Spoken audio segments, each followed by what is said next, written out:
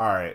Shout out SCP Exposed Foundation Tales Animated. These guys have been doing their absolute dizzle thing, and I've been sleeping on their channel. You know what I mean? I wanted to make sure that, everything was good. And, I have reacted to one of their videos in the past. I just want to make sure I ain't get no copyright strike, void, you know what I'm saying, that PTSD. Jazz, nigga. But besides the point, he still hasn't rescinded the strike. Crazy. But we gonna check this out. SCP-787, The Plane That Never Was by SCP Exposed. So let's check out this SCP and yeah, bro. Let's see, bro. Went around the farm doing his usual odd jobs. He swept up the barn, checked on the chickens, then went out to the field to round up the cattle. But as he entered the field, his jaw dropped. There, sitting silently in the middle of his field, was a plane. The farmer scratched his head in confusion as he stared at the massive plane. Yesterday, it hadn't been there. Had someone landed here just now? But why here? And why in this field? He decided to investigate things further and walked over to the plane. The staircase was open, so he climbed up into the plane. He noticed the side of the plane appeared to have just been painted over. He found this unusual. I ain't gonna cap, bro. Go ahead and call the authorities. You feel me? Because ain't no reason to to be curious, bro. Curiosity killed the cat. As why would someone paint a plane in his field? This was private property. It was dark and ominous inside the plane. He stepped in and looked around. Then he screamed. In each seat was a passenger. Yo, he went on the plane? Oh yeah, you're bugging. Yeah. See, this is what I be talking about. It's really simple, bro. Mind your business, stay on your P's and your Q's. There's nothing for you on that plane. So why you gonna go on the plane for it, bro? You talking about, bro? And all of them were dead. Welcome back to SCP Exposed. Today we bring you a safe class object. Yo, is there a reason this thing echoing in my ear, chat? Hello? SCP-787. The plane is a Boeing 747-200 airliner of unknown manufacturing date and source. The exterior of the plane has been painted over, including all passenger windows. The paint was wet upon recovery, drying soon after. The mechanical components of the plane are all undamaged and functional and show no signs of use. Non-mechanical components of SCP-787, including carpeting, upholstery, and luggage, are in an advanced state of decay. The pilot and co-pilot seats have been removed, replaced with two piles of computer components arranged in the shape of chairs.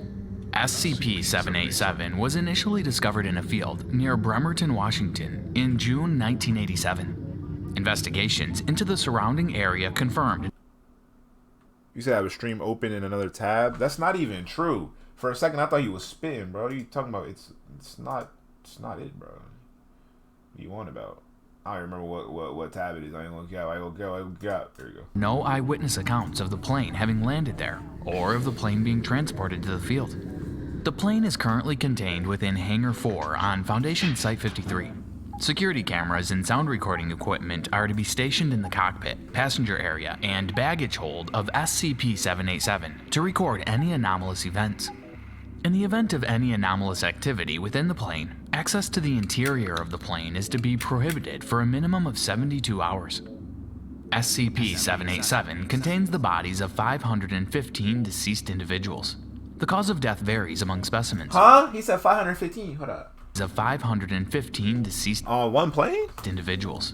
The cause of death varies among specimens, with causes including strangulation, loss of blood, drowning, starvation, bullet wounds, stab wounds, and blunt force trauma.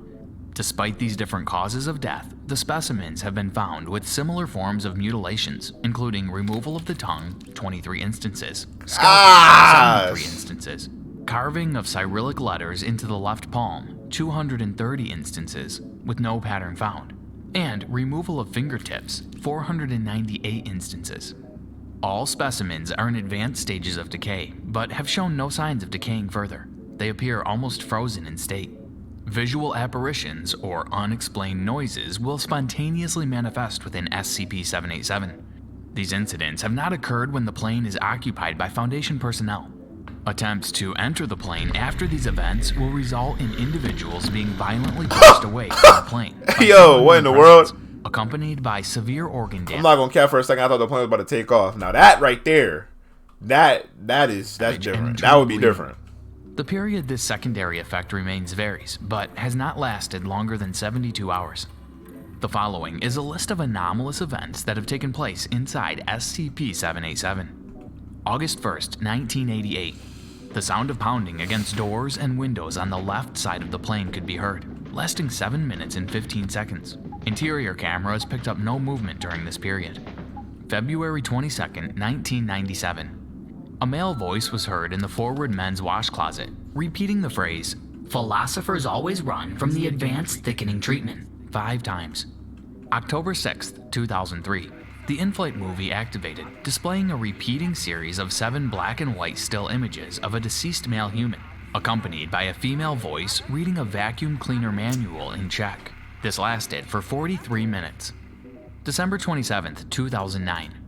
The fasten seatbelt sign flickered on and off for 3 hours and 41 minutes, accompanied by a repeated loop of the first 15 seconds of White Rabbit by Jefferson Airplane played over the speaker system. This is the longest recorded anomalous event within SCP-787. July 30th, 2011. An indistinct humanoid figure manifested in the aisle next to CH-43 and removed the emergency air supply. The figure placed the breathing mask on and stood still for 2 minutes and 15 seconds before removing the mask and walking out of frame. Figure did not appear on any other cameras. January 15th, 2013. A manifestation of an indistinct humanoid figure, approximately 1 meter in height, occurred. The figure sat in the co-pilot's chair for 3 minutes and 50 seconds. This is my first time watching you on Twitch, but what's up, Cozy? What's up, young uncle? Nigga, you not my uncle. What nigga fuck are you talking about? What's good, bro? Making soft whimpering noises before vomiting onto the control console and exiting the cockpit. Examination of the vomit revealed traces of nitrous oxide, thorium, bird droppings, and 3 human fingernails. May 5th, 2015. A female voice was heard throughout the plane saying, "For your comfort and enjoyment today, pancakes will now be served. Please do not leave your seat. Pancakes will now be served. Please do not leave your seat. Do not leave your seat.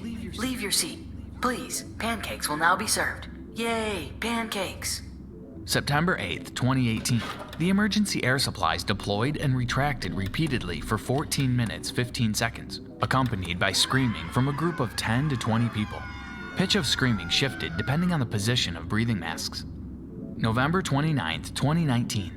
The internal temperature in the plane shifted from 20 degrees Celsius to 13 degrees Celsius over the space of 19 seconds, remaining at this temperature for 10 minutes and 29 seconds, before resuming the average temperature. Several of the passengers on the flight have been identified. However, many of them possess unusual cases, such as SCP-787A-112, a retired optometrist whose wife and children confirmed he had never boarded a plane in his life. He is currently living in Atlanta, Georgia. Subject was interviewed by Foundation agents on that's probably a dimensional traveling plane, to be honest, bro. December 14th and was found to have no knowledge or memory of any anomalous incidents taking place. The same case applied for SCP-787A-99. She was an old school teacher. Her family recalled her going missing one day with no explanation or warning. She lived in Atlanta with a husband and 3 children. She even showed an aversion to flying at the time. Only around 47% of the individuals on board the flight have been identified, however. This is mainly due to mutilations of fingerprints and disfigured faces. However, the Foundation is currently working to identify more of the passengers. Of course, the families of those deceased have been given false stories as to why their loved ones went missing and passed away, to avoid questioning from the public. Another unusual discovery of the deceased individuals within SCP-787 is the fact that some appear to have existed from different time periods. One individual was found with a pocket watch that was only produced in 1949 and was discontinued in the same year. Others were found with outdated attire, and one man even had a newspaper in his coat pocket dated 1924. This time... Yo, what's good, Sunnyside? Alku, bro, it's been a little minute, I feel like, bro. How you been, bro? I haven't seen you in a little time, bro. What's good? ...period does not align with the invention of the Boeing airplane. Appreciate the follow, Stinky Eraser. And thus... Why Stinky Eraser, though? What the fuck? Foundation personnel question whether these objects were placed to throw off the Foundation, or whether these individuals really were from the past. How they ended up inside the plane, however, is still unknown. In February of 2008, an examination of SCP-787's waste storage tank revealed an additional deceased individual. An Indian male approximately 30 years of age. Subject was in possession of the following: a 3-piece tailored suit, a surgical mask and rubber gloves, an unloaded Beretta DT-10 shotgun, 1 box of Tic Tac brand mints containing 14 cinnamon flavor mints, a switchblade, an Eye of Horus amulet constructed of recycled aluminum and twine. The plane's flight log, the coordinates -27.41, -122.70 were logged 5,478 times. A movie ticket for Return of the Jedi. The number 92 is written on the back in permanent marker. The deceased man did not display a similar state of decay as the rest of SCP-787 specimens. His cause of death is unknown. Foundation personnel wonder whether he is the overseer of the plane's manifestation, but this does not explain why he is dead, or how the plane appeared in the field in the first place. O5 personnel have encouraged Foundation members to offer any theories as to how SCP-787 appeared. So far, only a few stand as possible origin stories. The plane is actually an extreme decoy to hiding murder victims. It is a dimensional anomaly, perhaps of parallel universe sources. Well, I figured that out pretty quickly. Which could explain the different time periods of the passengers, and the anomalous events such as people speaking and shouting. It is of extraterrestrial origin. However, there is a lack of evidence to back up this theory. What did you think of that SCP case? Do you have any of your own theories as to how— Man, that SCP is cool, bro. You know, I already said it's a dimension hopping plane. And yeah, I figured it out pretty quickly. So shout out SCP Exposed, bro. It's fire. Mr. Doomsday. Appreciate the follow, my guy.